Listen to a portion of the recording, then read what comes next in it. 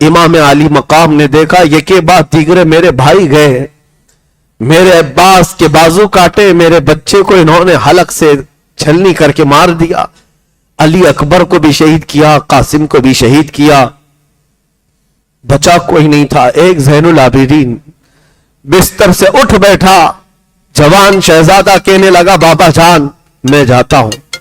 امام علی مقام نے ماتھا چوما، کہا زین العابدین تو بھی جائے گا تو میری نسل کس سے چلے گی؟ تجھے زندہ رہنا ہے، اور اگر میرے موت کے بعد بتا ان بیبیوں کو کون دیکھے گا؟ میرے گھر تو ابھی کوئی مرد بچا نہیں، کون جوان ہے جو ان کا سہارا ہوگا؟ لٹا دیا بستر پر، تم آرام کرو۔ مولا زین العابدین سجاد کی قربانیوں کو بھی میں محسوس کرتا ہوں میرے عزیزوں۔ امام زین العابدین جو کربلا کے میدان میں لیٹے لیٹے دیکھتے تھے، جانتے ہو ان کی زندگی کیسی ہو گئی تھی؟ کربلا کے بعد جب یہ مدینے واپس گئے تھے تو کبھی بھی کسی قصاب کی دکان کے پاس کھڑے ہوتے تو رونے لگ جاتے تھے۔ کھلا گوشت دیکھتے، کوئی کسائی جو گوشت بیچتا تھا، امام زین العابدین آتے تھے تو جلدی چادر ڈال دیتے گوشت پر۔ لوگ پوچھتے کیوں؟ کہا وہ جو امام آ رہے ہیں نا، ابھی یہ کچا گوشت دیکھیں گے رونے لگ جاتے ہیں، رونے لگ جاتے ہیں، کیونکہ انہوں نے اپنے گھر کے گوشت کے ٹکڑوں کو دیکھا تھا۔ ان کی زندگی ایسی ہو گئی تھی۔ امام زین العابدین ایک بار ایک کسائی کو بلائے اور پوچھا تم جانوروں کو کیسے ذبح کرتے ہو؟ کہا قبلہ رخ لٹاتے ہیں، پانی پلاتے ہیں، پڑھتے ہیں اور پھر ذبح کرتے ہیں۔ چیخ ماری اور کہا دنیا والے جانوروں کو پانی پلا کر ذبح کرتے ہیں، میرے باپ کو کوفیوں نے 3 دن کی پیاس کے بعد ذبح کیا تھا، میرے گھر والوں کو 3 دن کی پیاس کے بعد ذبح کیا تھا۔ ہر قربان ہونے والا جانور پانی پی کر کے ذبح ہوتا ہے۔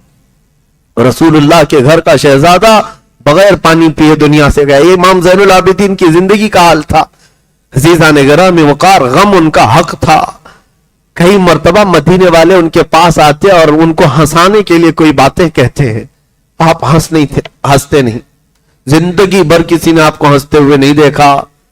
لوگ کہتے غم ہو گیا، کبھی تو مسکرائیں۔ امام زین العابدین کہتے تم اس سے ہنسنے کی امید رکھتے ہو جس کے سامنے اس کے باپ کے ٹکڑے ہیں، اس کے بھائی کے ٹکڑے ہیں، اس کے گھر کی عورتیں بے آبرو ہو گئیں، تم اس کے ہنسنے کی امید رکھتے ہو۔ لوگوں خیر کرو، شکر کرو کہ آنسو نکلتے ہیں، یہاں تو خون نکلنا چاہیے۔ یقیناً ان کے گھر پر جو حالات آئے، میں سمجھتا ہوں دنیا میں کسی اور کے پاس ہوتے تو اتنا بڑا امتحان نہیں دے سکتا تھا، اتنا بڑا امتحان نہیں دے سکتا تھا۔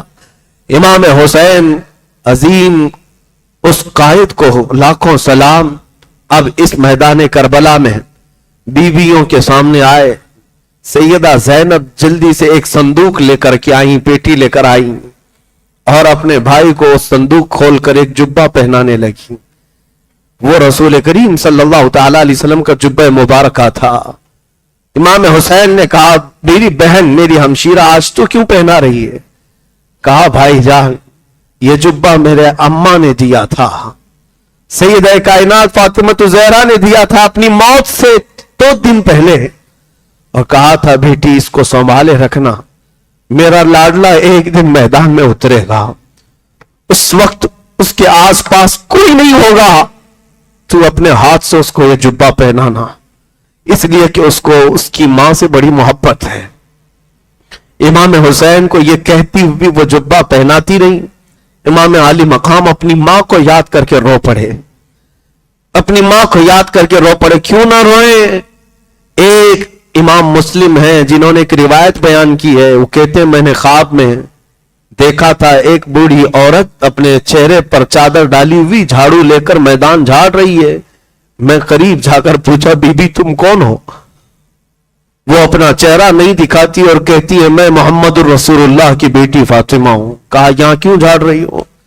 کہا کل میرا بچہ یہاں گر کر شہید ہونے والا ہے، اس میدان کی کنکریاں صاف کر رہی ہوں۔ میرے عزیزوں، اس فاطمۃ الزہرا کے اس عظیم لاڈلے کا آخری دیدار ہے، جس کے حلقوم کو میرے مصطفیٰ نے چوما ہے، ان کا آخری دیدار ہے۔ جو دوش پیمبر کا راکب سوار ہے اس کا آخری دیدار ہے، جن سے شریعت مصطفیٰ چلی اس کا آخری دیدار ہے۔ रसूलुल्लाह का जुब्बा पहना, अमामा पहना, हैदर कर्रार की तलवार जुल्फिकार हाथ में ली, जाफर तैयार का पट्टा और हजरत अमीर हमजा का नेजा हाथ में लिया, सारे तबर्रुकात एक साथ ज़ेबतन किए। इमाम आली मकाम ये सारे तबर्रुकात पहनकर खीमे से निकलना ही था कि औरतों की आवाजें आ गईं। कहा, छोटी सकीना आई और कहा, बाबा जान, ये कूफी तो 6 माह के बच्चे को पानी न पिला सके, आपके बाद ये हमारे साथ क्या करेंगे? आप किसके हवाले हमें छोड़ रहे हैं? इमाम हुसैन ने सिर्फ इतना कहा, सकीना, अल्लाह उसके रसूल के हवाले तुम्हें करके जा रहा हूं। सैयदा सकीना से कहा, बेटी, चाहे जैसे भी हालात हो जाए, तू अपने हिजाब की पाबंदी रखना, तू अपने पर्दे की पाबंदी रखना। ये आखिरी वसीयतें थी अपने खानदान की अहली औरतों के लिए, और बीबियां ये चेहरा देखती रह गई।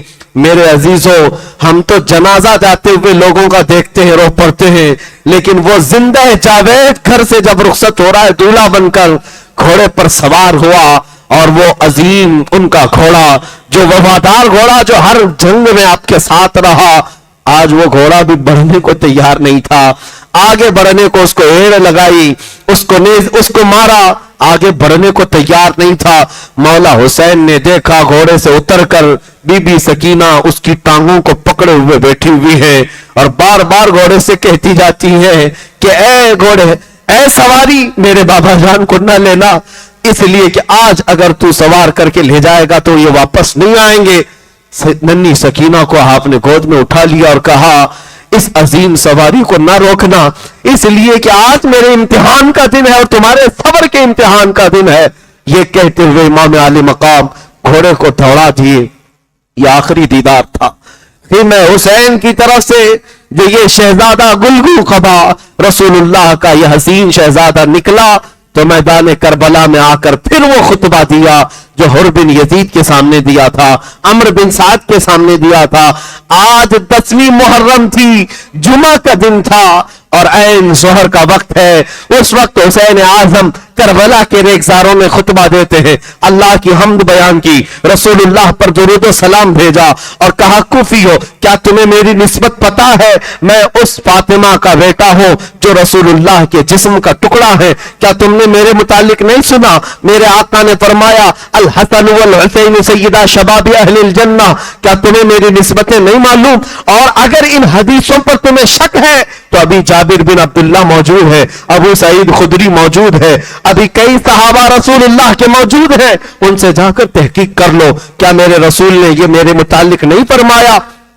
और क्या तुम्हें ये ज़ेब देता है कि तुम रसूलुल्लाह का कलमा पढ़ते हो और उसी रसूल के बेटे के खून से अपने हाथों को रंगीन करो?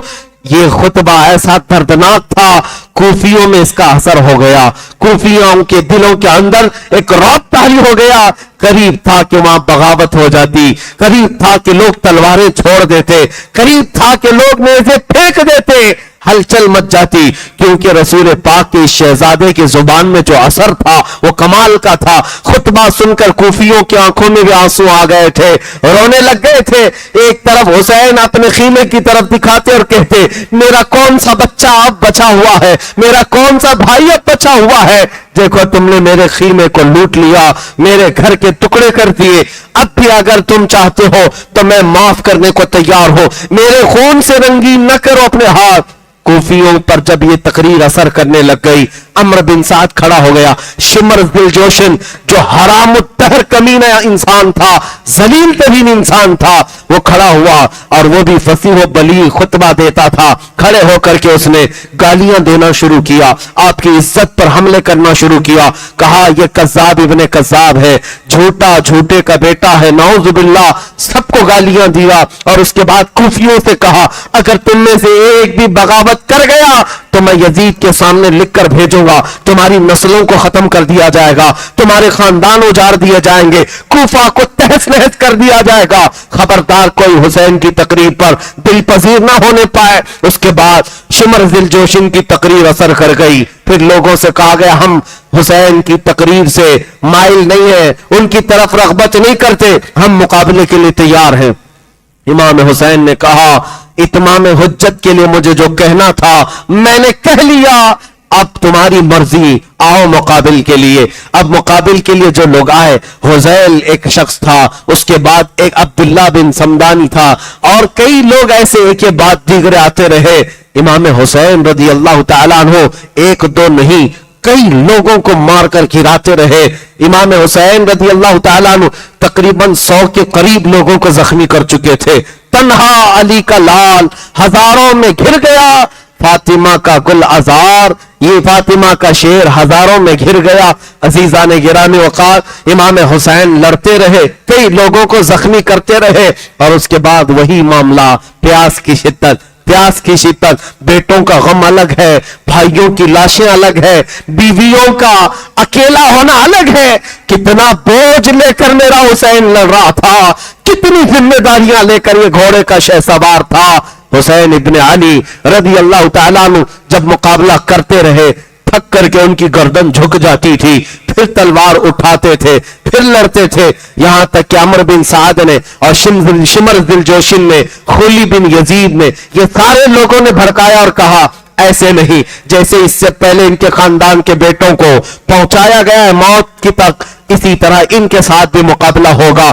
حسین ابن علی کے پاس 200 سواروں کو لایا گیا اور ہر جگہ سے تیر برسایا گیا۔ کبھی حسین کے جسم پر ادھر سے تیر آئے، ادھر سے تیر آئے، اپنے ڈھال سے بچاتے رہے، یہاں تک کہ تاریخ نگاروں نے بتایا ہے آپ کے جسم مبارک پر 72 تیر لگ گئے تھے، کوئی جسم کا حصہ باقی نہیں تھا، چہرے پر بھی، سینے پر بھی، کندھوں پر بھی، پنڈلیوں پر بھی، رانوں پر بھی، پیٹ پر بھی، پیٹ پر بھی، ہر جگہ تیروں سے بوچھار، ہر تیر جاتا جسم میں پیوست ہوتا، ہر تیر جاتا جسم میں پیوست ہوتا۔ امام حسین کے پاس اتنا موقع بھی نہیں تھا کہ وہ تیروں کو نکال لیں، اور یہاں تک کہ گھوڑے سے اتر کر لیٹنے کا ارادہ کیا کیا، آپ کو یہ غم ستانے لگا زمین پر لیٹنے کے لیے جسم بھی باقی نہیں ہے، لیٹتے تو کوئی نہ کوئی تیر پر ہی لیٹتے اور تیر اندر چلا جاتا، گھوڑے پر ہی سوار رہے، پھر پکار کر کہا اے لوگوں دیکھو، پوری دنیا میں جہاں جہاں اسلامی حکومتیں ہیں اذانیں ہو رہی ہوں گی اور ممبر پر خطیب خطبہ دے رہا ہوگا، میرے نانا کا خطبہ پڑھ رہے ہوں گے، جمعہ کا دن ہے، رسول اللہ کا خطبہ دے رہے ہوں گے، جمعہ کے دن لوگ نماز کے لیے سجدہ ریز ہو جاتے ہیں، کیا تم میں سے کسی کے اندر اتنی سخت نہیں ہے، اتنی جرأت نہیں ہے کہ رسول اللہ کے نواسے کو 2 رکعت نماز پڑھنے کا وقت دیا جائے؟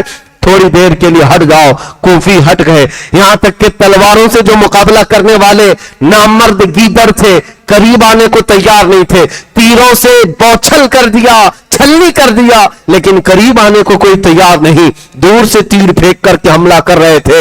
امام علی مقام ان کے تیروں کی طرف کوئی نظر نہیں فرمائی اور ان کی طرف نظر انداز کرتے ہوئے گھوڑے سے آپ پہلی مرتبہ اترے تھے اور میدان کربلا میں نہایت ہی خشوع و خضوع کے ساتھ آپ نے نماز کے لیے رکعت باندھ لی۔ تاریخ میں یہ بتایا گیا چاہے وہ آپ نے نماز کی رکعت کے لیے باندھا ہو یا پھر اللہ کریم کی بارگاہ میں سجدہ کیا ہو، جو بھی ہو عبادت ہی تھی، ان کا قدم قدم وہاں عبادت تھا، ان کا لمحہ لمحہ وہاں عبادت تھا۔ امام علی مقام تھکان سے چور تھے، اس کے بعد جب آپ کا سر سجدے کی طرف گر پڑا، آپ سجدے کی طرف گرے، خولی بن یزید، شمر ذی الجوشن، دنیا کے بدترین لوگ تھے، قریب آئے، ایک شخص نے آپ کی پیٹھ پر پاؤں رکھا، دوسرے نے آپ کی گردن پر تلوار رکھ کر کے آپ کی گردن مبارکہ کو جسم سے الگ کر دیا۔ انا للہ و انا الیہ راجعون۔ کتنے بکھرے ہوئے ہیں مدینے کے پھول، کربلا تیری قسمت پہ لاکھوں سلام، فاطمہ کے لاڈلے کا آخری دیدار ہے، حشر کا ہنگامہ برپا ہے، میان اہل بیت، تنہا علی کا لال خاروں میں گر گیا، فاطمہ کا لاڈلا ہزاروں میں گر گیا۔ حسین ابن علی کی شہادت ہوئی، لوگوں میں آوازیں بلند ہو گئی، طبل بجنے لگ گئے، نقارے بجنے لگ گئے، جھنڈے اٹھا دیے گئے، اور اس کے بعد جشن کا ماحول تھا۔ ادھر سے بیبیاں یہ کہتی رہ گئی، سکینہ کہتی رہ گئی بابا کو ہم آخری مرتبہ ایک ہی بار دیکھ سکے۔ اب اس کے بعد میدان کربلا کی حالت یہ تھی، حسین صبح سے لاشیں اٹھا رہے تھے، ایک حسین کی لاش اٹھانے والا کوئی جوان نہیں تھا، وہ لاش مبارکہ وہیں پڑی رہ گئی، اور جس میں اقدس کربلا کے میدان میں ویسی رہ گیا۔ کوفی یزیدی اتنی بھی اپنے اندر اخلاقی جرات نہیں رکھتے تھے کہ لاش کو اٹھا کر کے رکھ دیا جائے۔ میدان کربلا میں بکھری ہوئی لاشوں پر وہ گھوڑے دوڑاتے ہوئے اپنی سمت نکلتے رہے، اپنے اور جاتے رہے، اور حسین ابن علی کی شہادت کے بعد آسمان رنگین ہو گیا ہوگا۔ اس سورج نے آج تک ایسا واقعہ دیکھا نہیں ہوگا، زمین خون بہا چکی ہوگی، اور پھر کربلا کے میدان سے یہ پیغام رہتی دنیا تک پہنچایا جائے گا کہ ظالم کتوں نے حملہ کر کے میرے نبی کے گھرانے کو کاٹ تو دیا، لیکن اے کتوں بتاؤ، تمہارے یزید نام کا کوئی بچہ بھی دنیا میں ملتا ہو تو لا کر کھڑا کرو، لیکن نہ لا سکو گے نہ یزید کی ذریت، نہ اس کی اولاد، نہ اس کا نام۔ ہاں، اگر گلی کوچے میں کہیں پر بھی جاؤ گے تو حسین نام کا ہر بچہ ہمارے محلے میں نظر آئے گا۔ اسی کو شاعر نے کہا ہے، قتل حسین اصل میں مرگ یزید ہے، اسلام زندہ ہوتا ہے ہر کربلا کے بعد۔ سلام تربت حسین پر، تو نہ رہتا تو نہ رہ جاتی صداقت اے حسین، کلمہ توحید ہے تیری شہادت اے حسین، پھر زمانے نو کو ہے، پھر یزیدیت کے دور کا آنے کا ہے احتمال، پھر زمانے نو کو ہے تیری ضرورت اے حسین، تیری ضرورت اے حسین۔ اے میرے عزیزوں، اے غلاموں، اے جانثاران اہل بیت، اللہ کریم ہمیں کربلا کے ان خاکساروں میں شمار فرمائے اور خاندان اہل بیت کے کتوں میں ہمارا شمار فرمائے۔ کھڑے ہو کر کربلا کے جانثاروں کی بارگاہ میں ہم سلام عقیدت پیش کریں، اور اس کے بعد مختصر بعد کربلا کے واقعات کے بعد ہم فاتحہ کریں گے اور نماز پڑھیں گے انشاءاللہ۔ کربلا کے خاکساروں کو بھی سلام اور فاطمہ کے لاڈلوں کو سلام عقیدت پیش کریں۔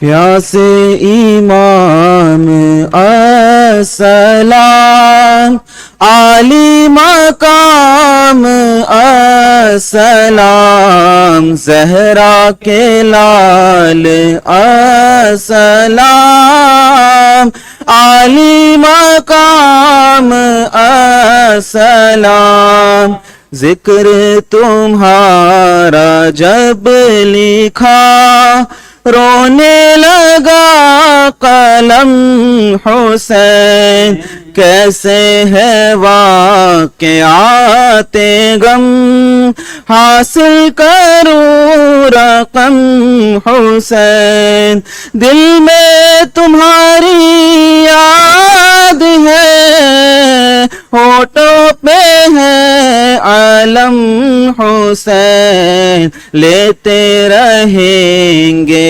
حشر تک نام تمہارا ہم حسین، پیاسے امام السلام، عالی مقام السلام، زہرا کے لال السلام،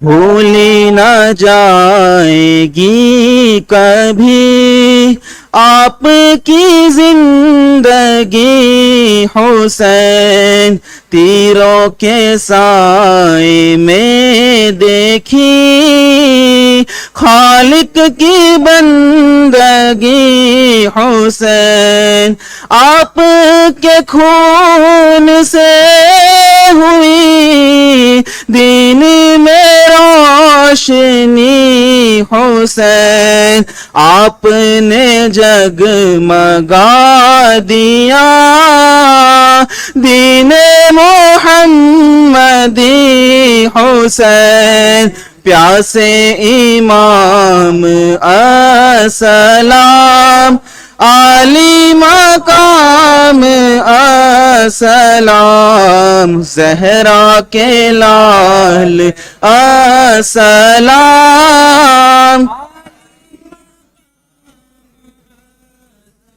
آپ نے کیسی شان سے صبر کا امتحان کیا، وقت پڑا تو آپ نے اکبر سا نوجوان دیا، پھر بھی اگر رہی کمی اصغر سا بے زبان دیا، شوروں نے گل ستا دیا، دین نبی بچا لیا، پیاسے امام السلام علی مقام السلام، زہرا کے لال السلام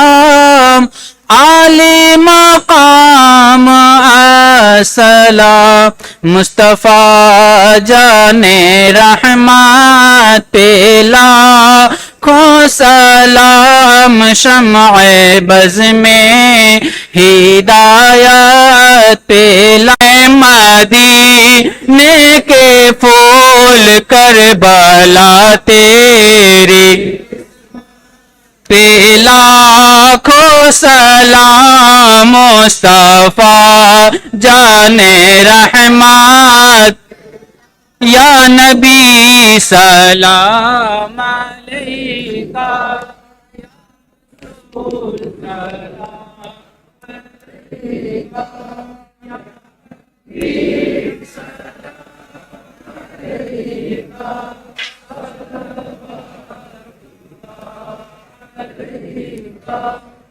بیٹھ جائیں پر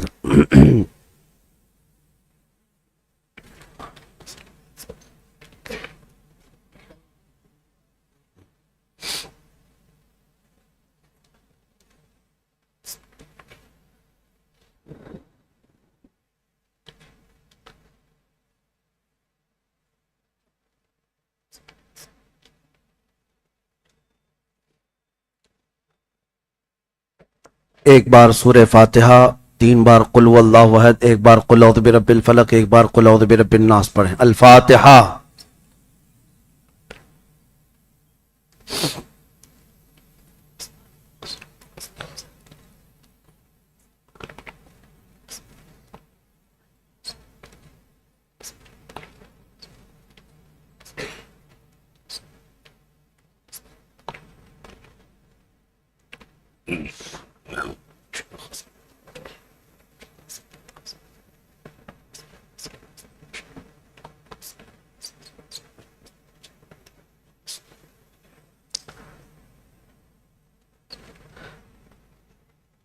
انشاءاللہ العزیز ہماری اس فاتحہ کے بعد ہماری ان مجلسوں کا خراج عقیدت اور ایصال ثواب ہم پیش کرتے ہیں بارگاہ مصطفیٰ صلی اللہ علیہ وسلم میں اور ان کے تمام اصحاب میں، انبیاء، صالحین، مرسلین میں، اس کے بعد شہدائے کربلا کی بارگاہ میں۔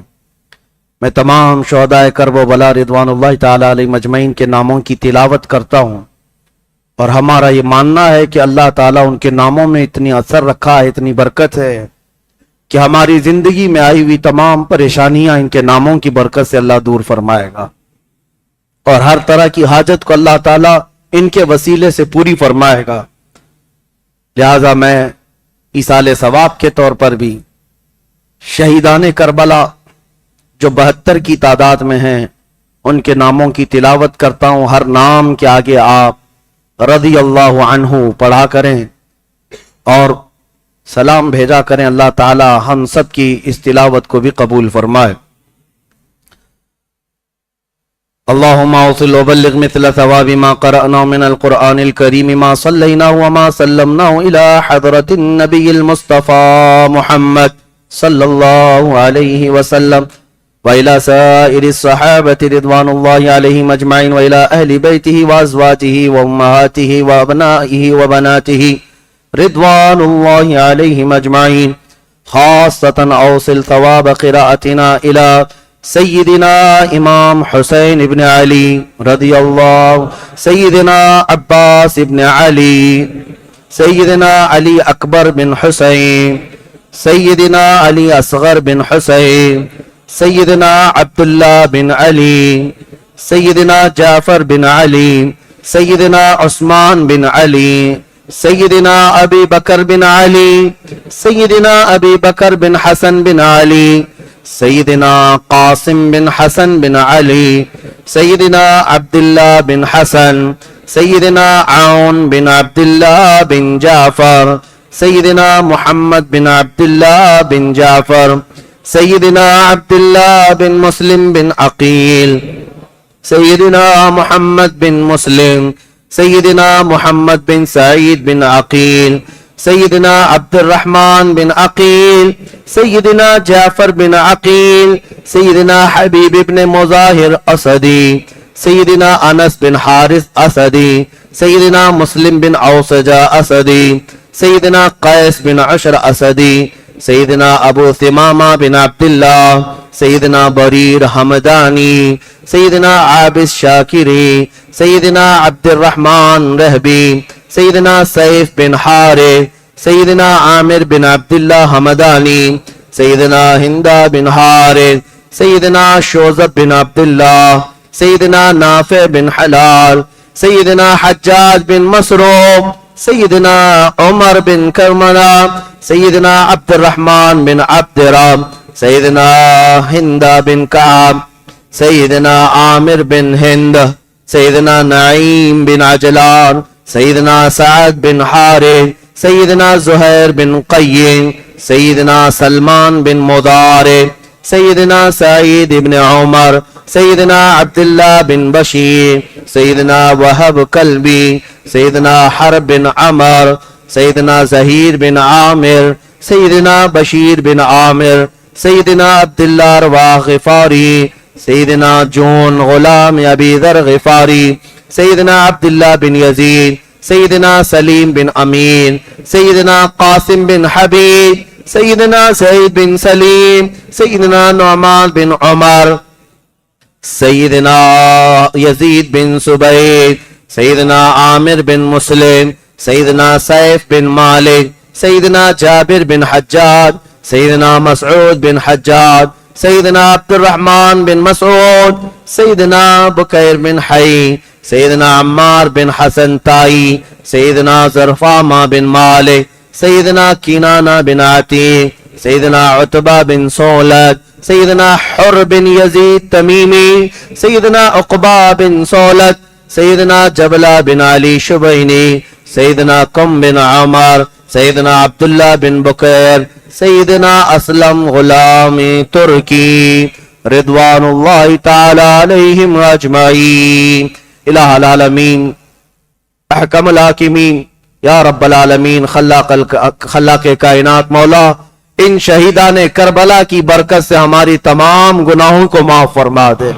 اے اللہ رب العالمین، ان شہداء کرب و بلا کی قربانیوں کا صدقہ ہمیں عطا فرما، ہماری مصیبتیں ہماری پریشانیاں دور فرما دے۔ اے اللہ پھر سے یزیدیت کے فتنے جنم لے چکے ہیں مولا، ان شہداء کربلا کی طاقت و قوت اور ان کی جانثاری ہمارے بچوں میں عطا فرما مولا، ہمارے بازوؤں میں قوت حیدری عطا فرما مولا، حسین کے قدموں میں زندگی عطا فرما، زندگی بھر مولا اہل بیت کے غلاموں میں شمار فرما، اور قیامت کے دن مولا ہمارے گھر کو، ہمارے افراد کو، ہماری نسلوں کو اہل بیت اطہار کے جانثاروں میں شمار فرما۔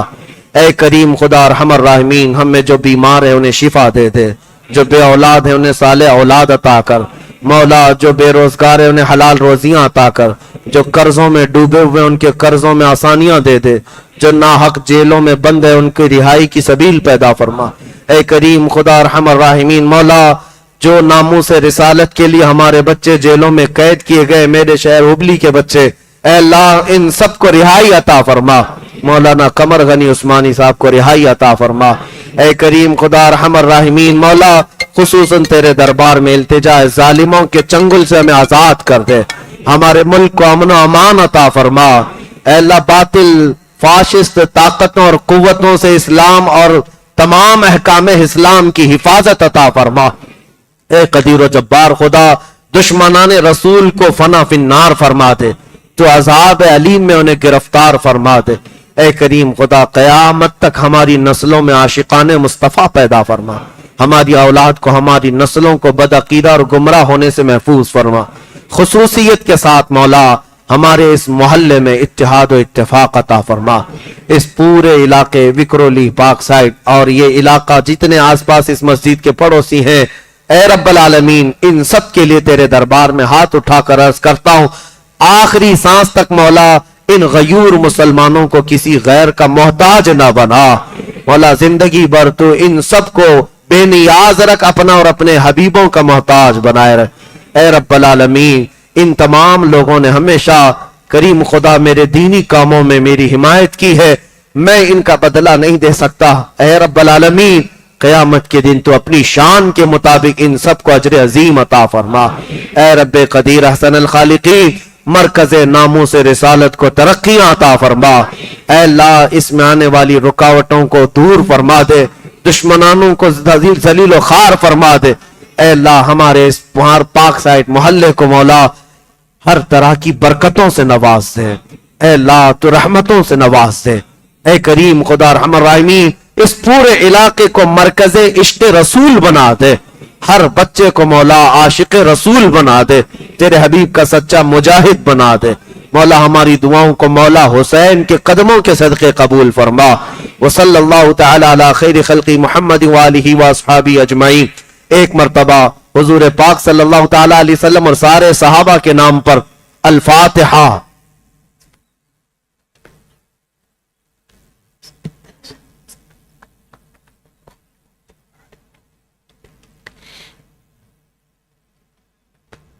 تمام تابعین رضوان اللہ علیہم اجمعین، شہدائے احد، شہدائے بدر، شہدائے خندق، شہدائے کربلا، شہدائے طائف، تمام شہیدوں کی ارواح طیبہ کو اور تابعین اولیاء کاملین کی ارواح کو الفاتحہ۔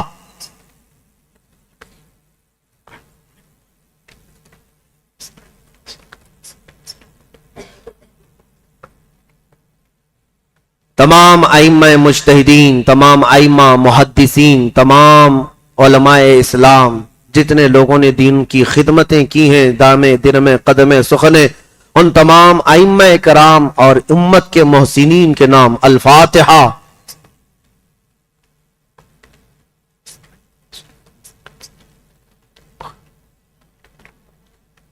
تمام سلاسل حقہ، سلسلہ عالیہ، چشتیہ، نقشبندیہ، سہروردیہ، خصوصاً سلسلہ قادریہ کے جملہ مشائخ ارواح، ان کی ارواح کو ایک مرتبہ الفاتحہ۔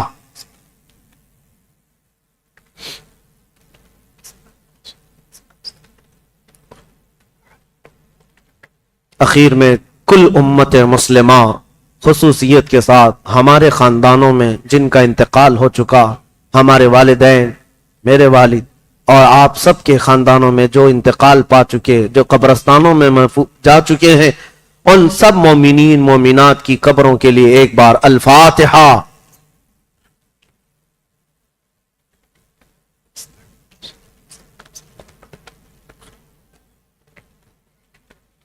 اخیر میں مولا کریم کی بارگاہ میں دعائیہ طور پر ہم سب کی صحت و سلامتی، ایمان کی حفاظت، عقیدے کی حفاظت، عمل کی حفاظت، مال کی حفاظت، جان کی حفاظت، ہماری نسلوں کی حفاظت، ہماری عورتوں کی حفاظت، ہماری بچیوں، بیویوں، بہنوں سب کی عزتوں کی حفاظت اور قوانین اسلام سب کی حفاظت کے لیے اخیر میں ایک مرتبہ الفاتحہ۔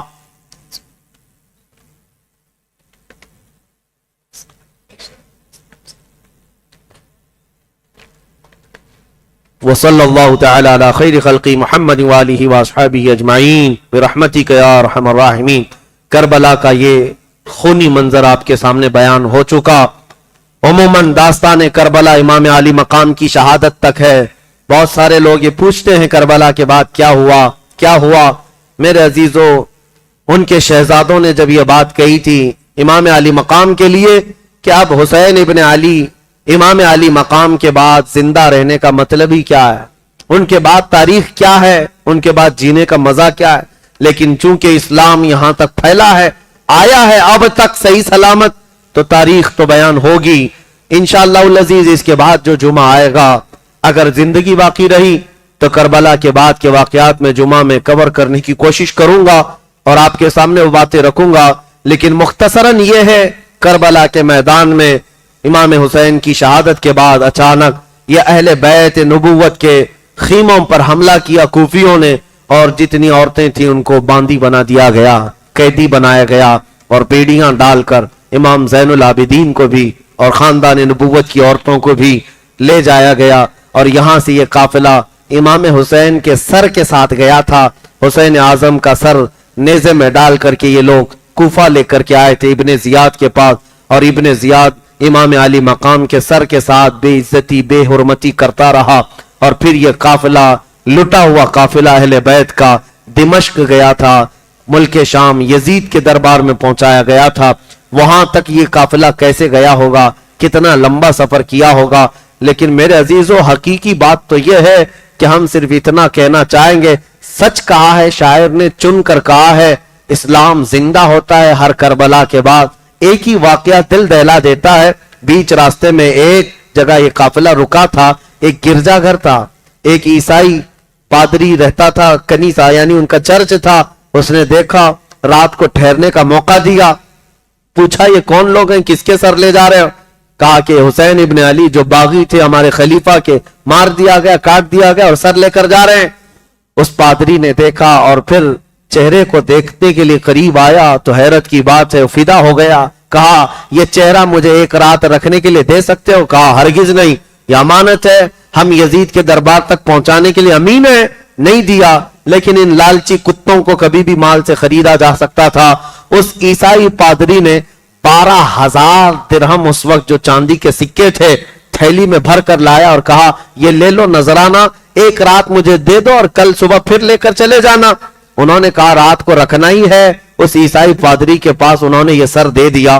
امام علی مقام کا سر لے کر وہ عیسائی پادری چرچ میں رہنے والا راہب ہے لایا. جتنی دھول گرد و غبار لگی ہوئی تھی سب کو، چہرے کو صاف کیا، بالوں کو صاف کیا، کٹے ہوئے سر کو ایک تخت پر رکھا اور اس پر تھوڑی سی خوشبو لگایا.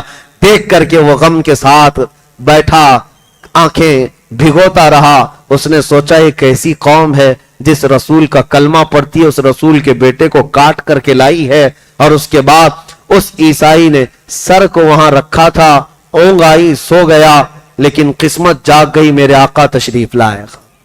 خواب میں رسول کرم صلی اللہ علیہ وسلم تشریف لائے اور کہا میرے بچے کے چہرے سے تو نے دھول صاف کی، تیرے دل سے کفر و شرک کو میں صاف کرتا ہوں. پڑھ میرے ہاتھ پر کلمہ طیبہ لا الہ الا اللہ محمد الرسول اللہ.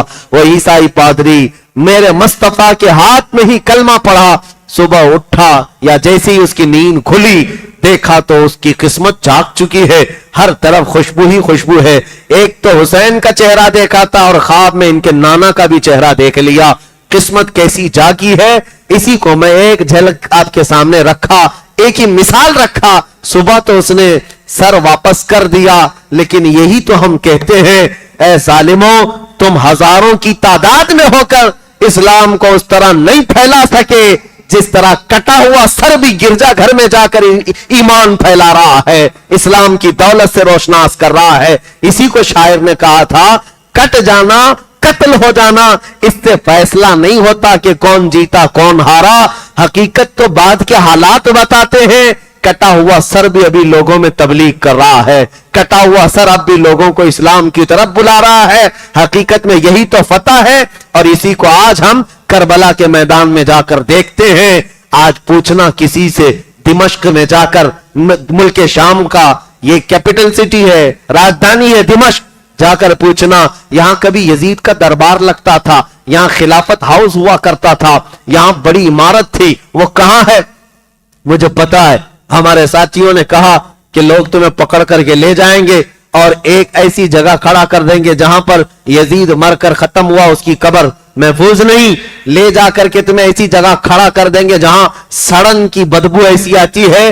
دمشق والے اپنا پورا گاربیج، اپنا کچرا جہاں لا کر ڈم کرتے ہیں، پھینکتے ہیں، جہاں کتے آج بھی پیشاب کرتے ہوں گے، اس جگہ پر یزید کے متعلق لوگ بتاتے ہیں یہاں ختم ہو گیا، یہاں اس کا دربار ختم ہوا. اور میرے عزیزو اگر قسمت ساتھ دے تو ایک بار عراق کے شہر اس کربلا کے میدان میں بھی جانا, وہاں جا کر کے پوچھنا, سنا ہے یہاں ایک میدان تھا اور یہاں پر کوئی گھر نہیں تھا, یہاں پر کوئی پانی کا کوئی انتظام نہیں تھا, اور رسول اللہ کے شہزادے کٹ کٹ کر کے گرے تھے, اس میدان میں ان کے ٹکڑے اڑائے گئے تھے. لوگ تم پر ہنسیں گے اور کہیں گے یہاں اب نہ میدان ہے, نہ بے آب و گیاہ کوئی میدان ہے, صحرا ہے, بلکہ کربلا کا میدان تو ایسی گھنی آبادی میں تبدیل ہے کہ اس آبادی کے بیچوں بیچ ایک عظیم قلعہ نظر آتا ہے جس کا گنبد سونے سے قلعی کیا ہوا, گنبد کے اوپر لال جھنڈا لہراتا ہوا لوگ لے جا کر کھڑا کر دیں گے اور کہیں گے جس کو تو کہہ رہا تھا